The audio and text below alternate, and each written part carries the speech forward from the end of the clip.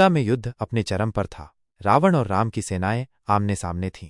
राक्षसों और वानरों की भिड़ंत से रणभूमि गूंज रही थी। राम के भाई लक्ष्मण, जो सदैव उनके साथ छाया की तरह रहते थे, युद्ध में वीरतापूर्वक लड़ रहे थे। उसी समय रावण का पुत्र मेघनाद मैदान में आया। वो मायावी, बलशाली और रणनीति में माहिर था। उसने छलपूर्वक शक्तिबाण का प्रयोग किया और लक्ष्मण को गहरी मूर्छा में डाल दिया। जब राम को यह समाचार मिला कि लक्ष्मण गंभीर रूप से घायल हो गए हैं और मूर्छित पड़े हैं, उनका हृदय पीड़ा से भर उठा। राम लक्ष्मण के पास दौड़े, उनके शरीर को गोद में लिया। लक्ष्मण की नाड़ी मंद थी और वे चेतना खो चुके थे। राम के नेत्रों में आंसू छलक उठे। यह केवल भाई का नहीं, बल्कि एक मित्र, एक योद्धा और एक आदर्श पुरुष का दुख था। विभीषण की सलाह पर वैद्य सुषेण को बुलाया गया। सुषेण लंका के ही एक श्रेष्ठ आयुर्वेदाचार्य थे, जो अब राम की सेना का हिस्सा बन चुके थे। उन्होंने लक्ष्मण का परीक्षण किया और कहा, प्रभु, लक्ष्मण की जीवन रक्षा संभव है, लेकिन उसके लिए संजीवनी बूटी की आवश्यकता है। यह बूटी केवल हिमालय के द्रोणगिरी पर्वत पर मिलती है, परंतु ध्यान रहे, यह कार्य सूर्य के उदय से पूर्व पूर्ण हो जाना चाहिए, अन्यथा लक्ष्मण को बचाना असंभव होगा। समय सीमित था और कार्य अत्यंत कठिन। राम की नजरें अपने प्रिय भक्त हनुमान की ओर उठीं। वे बोले, हे पवन पुत्र, यह कार्य केवल तुम ही कर सकते हो। हम सबकी आशा अब तुम पर है। हनुमान ने बिना किसी विलंब के श्री राम के चरण स्पर्श किए और कहा, प्रभु, जब तक हनुमान में प्राण है तब तक लक्ष्मण सुरक्षित हैं। मैं अभी संजीवनी बूटी लेकर आता हूँ। यह कहकर उन्होंने आकाश में ऊंची छलांग लगाई और अपने विशाल रूप में हिमालय की ओर उड़ चले। हनुमान आंधी तूफान की तरह उड़ते गए। उनके मन में एक ही लक्ष्य था, समय पर बूटी लाकर प्रभु के प्राणप्रिय भाई की रक्षा करना। मार्ग में उन्होंने कई पर्वत, नदियां और वन पार किए। उन्होंने किसी प्रकार की थकान या डर को अपने पास नहीं आने दिया।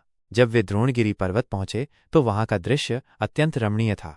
पर्वत पर सैकड़ों प्रकार की औषधियां थीं, लेकिन संजीवनी बूटी को पहचानना कठिन था। सभी औषधियां एक जैसी लग रही थीं। अब हनुमान के सामने एक नई समस्या खड़ी हो गई। यदि वो गलत बूटी लाए तो लक्ष्मण का जीवन संकट में पड़ सकता था।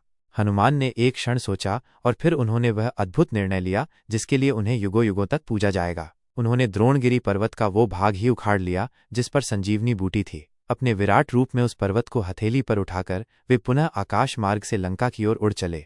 इधर लंका में सभी की निगाहें आकाश की ओर थीं। राम की आंखें बार बार आकाश में जातीं, मानो वो हनुमान की वापसी का रास्ता निहार रही हों। वानर सेना हनुमान की वीरता पर पूर्ण विश्वास रखती थी, परंतु समय निरंतर निकलता जा रहा था। तभी आकाश में एक प्रकाशमय आकृति दिखाई दी। वो हनुमान थे, हाथ में पूरा पर्वत लिए, बिजली की गति से उड़ते हुए। उनका आगमन ऐसा था मानो साक्षात महाकाल प्रकट हो रहे हों। राक्षस भयभीत हो गए और राम की सेना उल्लासित हो उठी। हनुमान ने पर्वत को राम के पास रखा। सुषेण वैद्य ने शीघ्रता से संजीवनी बूटी खोज निकाली और लक्ष्मण की नासिका से उसका रस सूंघाया। कुछ क्षणों के भीतर ही लक्ष्मण की देह में कंपन हुआ, उनकी सांसें वापस लौट आईं और उन्होंने आंखें खोल दीं।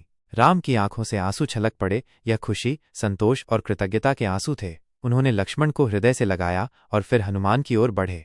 राम ने कहा, हनुमान, आज तुमने न केवल मेरे भाई को बल्कि मुझे भी जीवन दान दिया है। तुम्हारी बुद्धि, बल और भक्ति अतुलनीय है। हनुमान ने विनम्रता से कहा, प्रभु, ये तो मेरा सौभाग्य है कि मैं आपकी सेवा कर सका। मेरी हर सांस, हर शक्ति केवल आपके लिए है। वो रात पूरी वानर सेना के लिए विजय की रात थी। हनुमान की इस अद्भुत सेवा और साहसिक मिशन ने उन्हें कालजयी बना दिया।